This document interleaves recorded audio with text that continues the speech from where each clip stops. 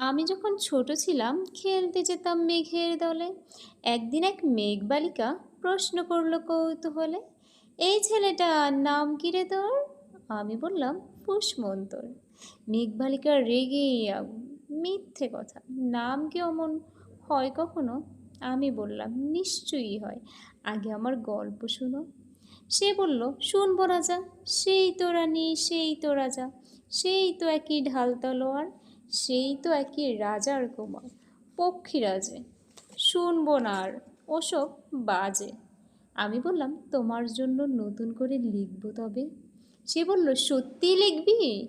বেশ তাহলে, মস্ত করে লিখতে হবে, মনে থাকবে, লিখেই কিন্তু আমায় দিবি। আমি বললাম, তোমার জন্য লিখতে পারি এক পৃথিবী। লিখতে লিখতে লেখা যখন সবে মাত্র ২-৪ পাতা, হঠাৎ তখন ভূত চাপলো আমার মাথায়। খুঁজতে খুঁজতে চলে গেলাম ছোটবেলার মেঘের মাঠে। গিয়েই দেখি চেনা মুখ তো একটিও নেই তল্লাটে।